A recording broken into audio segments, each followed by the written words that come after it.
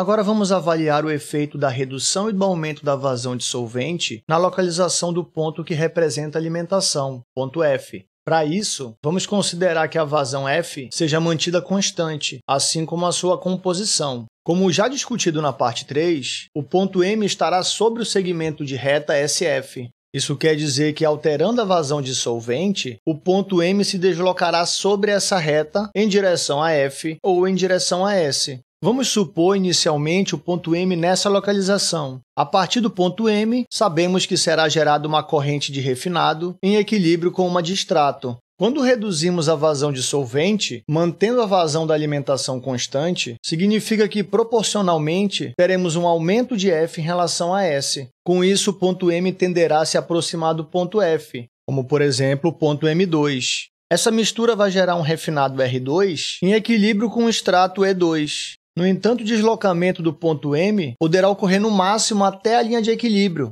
Isso quer dizer que, se gradativamente formos reduzindo a vazão S, o ponto da mistura vem se aproximando cada vez mais do ponto F, porém o limite de deslocamento é quando o ponto alcança a linha de equilíbrio. Uma redução ainda maior da vazão S coloca o ponto M fora da zona monofásica, fora do limite de separação, e com isso a separação não será possível. É como se o ponto M pudesse se deslocar até essa localização aqui. Análise semelhante pode ser feita com o aumento da vazão de solvente. Nesse caso, o ponto M se aproxima do ponto S. Quanto mais solvente, mantendo fixa a vazão F, maior será a proporção de S em relação a F, e por isso a composição do ponto M tenderá a se aproximar de S. Então, aumentando a vazão S, o ponto M tende a se deslocar em direção a S sobre a linha SF, também limitado pela linha de equilíbrio, ou seja, o ponto M pode se deslocar no máximo até aqui, seria o ponto M3. A mistura M3 irá gerar um refinado R3 em equilíbrio com o extrato E3.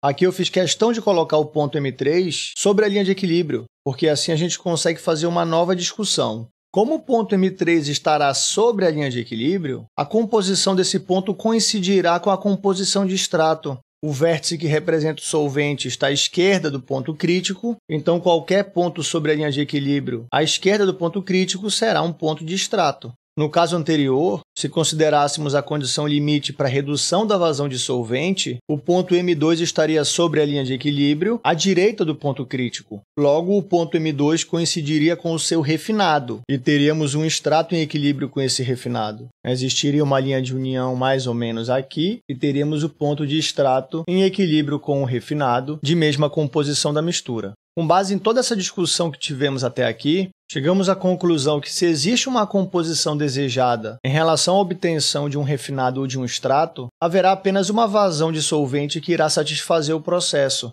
Usar uma vazão maior ou menor implica em deslocar o ponto M para outra posição, gerando com isso um refinado e um extrato com composições diferentes das desejadas. Então, se, por exemplo, o meu interesse é obter um extrato de composição E em equilíbrio com o refinado R, eu preciso usar uma quantidade S que me garanta essa localização do ponto M. Porque se eu usar uma vazão diferente, teremos o ponto M em outra localização e, por consequência, não iremos obter extrato e refinado com essas composições. Essa análise é muito útil para determinar a vazão máxima e a vazão mínima de solvente necessárias para realizar uma extração. Usando o misturador como volume de controle, se S for a vazão mínima de solvente, o balanço de massa será dado por F mais S mínimo igual a M. Aqui estamos nominando M por M1. Na vazão mínima de solvente, M1 coincide com o seu refinado, aqui chamado de R0, e esse refinado estará em equilíbrio com o extrato E0. No caso de considerarmos S como a vazão máxima de solvente, o balanço de massa será F mais S max igual a M, agora chamado de M2. Para a vazão máxima de solvente, o ponto M2 estará sobre a linha de equilíbrio, coincidindo com o seu extrato, que chamaremos de EF. Por também ser um ponto de mistura, esse extrato irá gerar uma corrente de refinado RF em equilíbrio com EF.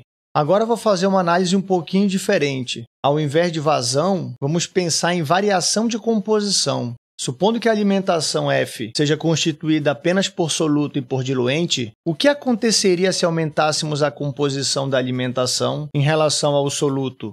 esse ponto F se deslocaria sobre o eixo soluto-diluente em direção ao soluto. Porém, vai existir uma composição máxima que F pode ter para que seja possível realizar a separação. Vimos que, para haver separação, o ponto de mistura deve estar dentro da região bifásica, ou sobre a linha de equilíbrio. Então, ao traçarmos uma reta tangente à linha de equilíbrio a partir do ponto S, definimos a máxima concentração que a alimentação pode ter para que seja possível realizar a separação. Chamaremos esse ponto de Fmax. Max aqui como um índice superior. O ponto de mistura estará sobre a reta SFmax, necessariamente sobre a linha de equilíbrio. Caso usássemos uma alimentação com concentração maior que Fmax, por exemplo, se o ponto estivesse aqui, ao traçar a reta a partir de S em direção a esse ponto, essa reta não iria tangenciar a linha de equilíbrio e, portanto, a separação não seria possível porque o ponto M estaria na zona monofásica e, com isso, não iria gerar extrato e refinado em equilíbrio. Mas considerando a localização correta de Fmax, o ponto M coincide com o seu extrato, estará sobre a linha de equilíbrio e irá gerar um refinado R. Muito cuidado para não confundir o termo Fmax com a vazão máxima de alimentação. Fmax não representa a vazão máxima de alimentação. Fmax não é vazão. É a máxima concentração que a alimentação pode ter em relação ao soluto para que seja possível realizar uma separação por extração líquido-líquido.